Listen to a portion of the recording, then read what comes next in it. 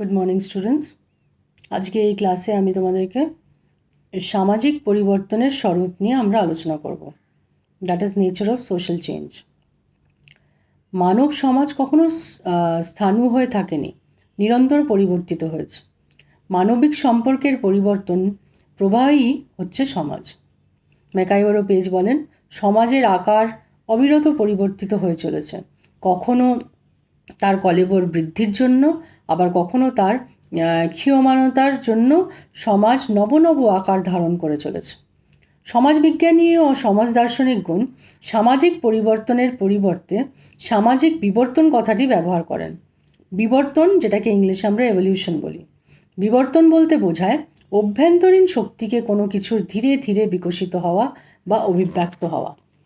Herbert Spencer, Laplace, Lamarck, Darwin, Weismann প্রমুখ জড় ও জীবজগতের বিবর্তনের উল্লেখ করেন। স্পেন্সার বিবর্তনের 3টি বৈশিষ্ট্যের উল্লেখ করেছেন, যথা সংহতি বা ঐক্যবিধান ইন্টিগ্রেশন, পৃথকীকরণ ডিফারেন্সিয়েশন ও নিয়মানুগত্য ডিটারমিনেশন। এই 3টি নিয়ম অনুসরণ করে সমগ্র জগৎ বিবর্তিত ও পরিবর্তিত হয়ে চলেছে। মানুষের সমাজও একই নিয়মে নিরন্তর পরিবর্তিত হয়ে চলেছে। সমাজের বিবর্তন আসলে সমাজের অন্তর্গত মানুষেরই বিবর্তন।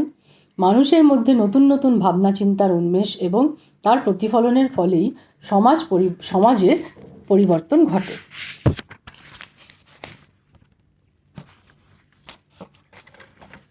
এখন মনুষ্য চিন্তার পরিবর্তনের ফলে যেমন সমাজের পরিবর্তন ঘটে, সমাজও তেমনি বিপরীত ক্রমে মনুষ্য চিন্তার মধ্যে পরিবর্তন ঘটায়। কেননা সমাজের মধ্যে বসবাস করেই সমাজের ভাবধারা রীতিনীতির ওপর নির্ভর করেই ব্যক্তি মানুষের চিন্তা পরিবর্তিত ও পরিণত হয়। এজন্যেই গিন্সবার্গ বলেন, ব্যক্তি যেমন সমাজের সংগঠক, সমাজও তেমনি ব্যক্তির সংগঠক। মানব চিন্তায় বিকাশের যেমন কোনো অন্ত নেই, সমাজেরও পরিবর্তনের তেমনি কোনো ছেদ নেই। ম্যাকাইভার পেজ বলেন, সমাজের পরিবর্তন মূলত 3টি শর্তের ওপর নির্ভরশীল: মনুষ্যসৃষ্ট পরিবেশের পরিবর্তনের ওপর, মানুষের মনোভাব ও বিশ্বাসের পরিবর্তনের ওপর এবং দৈহিক ও ভৌতিক পরিবর্তনের ওপর, যাদের প্রতি মানুষের কোনো নিয়ন্ত্রণ থাকে না। এই ত্রিবিধ শর্তকে যথাক্রমে বলা যায় প্রযুক্তিগত পরিবর্তন টেকনোলজিক্যাল চেঞ্জ, সাংস্কৃতিক পরিবর্তন কালচারাল চেঞ্জ এবং জৈব ভৌতিক পরিবর্তন বায়োফিজিক্যাল চেঞ্জ।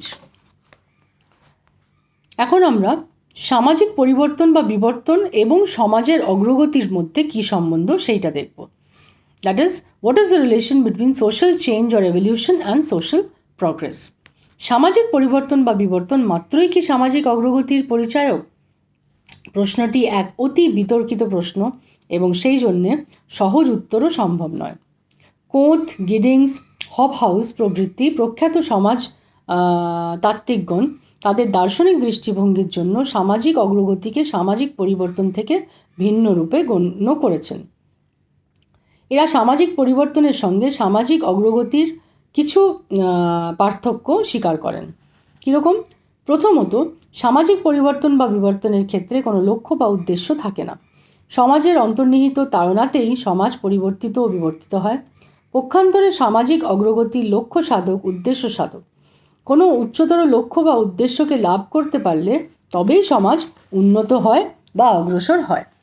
দ্বিতীয়ত, সামাজিক পরিবর্তন মাত্রই সামাজিক অগ্রগতির পরিচায়ক নয়। পাশ্চাত্যের দেশগুলিতে সমাজ পরিবর্তনের কোনো এক পর্যায়ে দাস প্রথার প্রচলন হয়ে থাকে। কোনোভাবেই সামাজিক অগ্রগতি রূপে এই দাস প্রথাকে গণ্য করা চলে না। তৃতীয়ত, অগ্রগতির সঙ্গে এক মূল্যবোধ, বিশেষ করে নৈতিক মূল্যবোধ যুক্ত থাকে। সামাজিক পরিবর্তন মাত্রেই এ প্রকার মূল্যবোধ জড়িত থাকে না। দ্বিতীয় মতের সমর্থকগণ, যেরকম ম্যাকাইভার পেজ, বলেন যে সামাজিক পরিবর্তন বা বিবর্তন এবং সামাজিক অগ্রগতির মধ্যে সুস্পষ্ট কোনো প্রভেদ নেই। ম্যাকাইভারের অভিমতটা আরও স্পষ্ট করে আমরা যদি একটু আলোচনা করতে চাই, দেখা যাক উনি কী বলছেন। উনি বলছেন, আমরা সমাজের অগ্রগতি প্রসঙ্গে বিশ্বাস পোষণ করতে পারি, কিন্তু অপরের কাছে তা প্রতিষ্ঠা করতে পারি না। অগ্রগতির ধারণাটি বিজ্ঞানসম্মত নয়, কেননা তা সুচিরস্থায়ী কোনো ধারণা বা প্রত্যয় নয়। অগ্রগতির ধারণাটি দেশভেদে, কালভেদে, জাতিভেদে ভিন্ন ভিন্ন হতে দেখা যায়। কোনো আদর্শের বা মানদণ্ডের যথা নৈতিক মানদণ্ডের উল্লেখ করেও সামাজিক অগ্রগতিকে প্রতিষ্ঠা করা যায় না, কেননা ওই নৈতিক মানদণ্ডটি সর্বজন গ্রাহ্য বা সার্বত্রিক না হতেও পারে। বিশেষ কোনো বিশেষণ যথা অর্থনৈতিক, চিকিৎসা ইত্যাদি বিশেষণ প্রয়োগ করে এবং সেই সব ক্ষেত্রে বিশেষ কোনো মূল্যায়ন মানদণ্ড প্রয়োগ করে অগ্রগতি সম্পর্কে নিশ্চিতভাবে কিছু বলা গেলেও বিশেষণ বর্জিতভাবে সামাজিক অগ্রগতি সম্পর্কে কিছু বলা সম্ভব হয় না। সুতরাং সামাজিক কোনো পরিবর্তনকে পরিবর্তন রূপে গণ্য করা গেলেও তাকে অগ্রগতি রূপে নির্দ্বিধায় গণ্য করা যায় না। মানুষের কামনা বাসনা উল্লেখ করেও মানুষের স্বেচ্ছাকৃত কোনো সামাজিক পরিবর্তনকে উন্নয়নমূলক বলা যাবে না। এখন ম্যাকাইভার মুষ্টিমেয় সাধারণ ভালোকে দুটি শ্রেণীতে বিন্যস্ত করেছেন: দৈহিক বা আঙ্গিক ভালো, অর্গ্যানিক ওয়েলবিং, এবং সামাজিক ভালো, সোশ্যাল ওয়েলবিং, সোশ্যাল গুড। স্বাস্থ্য, দীর্ঘায়ু, জীবনের নিরাপত্তা ইত্যাদি হলো দৈহিক ভালো, আর প্রতিবেশীর সঙ্গে সম্বন্ধ বন্ধন, খ্যাতি ও কর্তৃত্ব অর্জন ইত্যাদি হলো সামাজিক ভালো। প্রথম প্রকার ভালোর কামনার ক্ষেত্রে সভ্য মানুষের সঙ্গে অসভ্য ও বর্বর মানুষের, এমনকি পশুদেরও কিন্তু কোনো প্রভেদ নেই। দ্বিতীয় প্রকার ভালো অর্থাৎ সামাজিক ভালো অপেক্ষাকৃত এক জটিল বিষয়, যাদের সামাজিক ভালো রূপে গণ্য করা হয়, যথা সামাজিক সম্বন্ধ বন্ধন, মান, যশ, খ্যাতি, কর্তৃত্ব অর্জন ইত্যাদি শত মূল্যবান নয়, তারা প্রত্যেককে পরত মূল্যবান, অর্থাৎ এসবকে মানুষ তাদের লাভ করার জন্য কামনা করে না, কামনা করে উচ্চতর কোনো লক্ষ্য লাভের উপায় হিসেবে। এই প্রসঙ্গে ম্যাকাইভার বলেন, সভ্যতা প্রসারণের কোনো এক সময় মানুষ সভ্যতাকে কৃষ্টি বা সংস্কৃতি রূপে যা লক্ষ্য গণ্য করে এবং তখন সে লক্ষ্য বা উদ্দেশ্যের পরিবর্তে লক্ষ্য লাভের উপায়কেই অর্থাৎ সভ্যতাকেই লক্ষ্যরূপে গণ্য করে। ম্যাকাইভার বলেন, উৎপত্তিকাল থেকে অদ্যাবধি সমাজ যে বিবর্তিত ও পরিবর্তিত হয়ে চলেছে এমন কথা নিশ্চিতভাবে বলা গেলেও পরিবর্তন অতিরিক্তভাবে সমাজের অগ্রগতিকে অসংকোচে স্বীকার করা যায় না। আশা করি তোমরা বুঝতে পেরেছো এই দুটো টপিক। Thank you.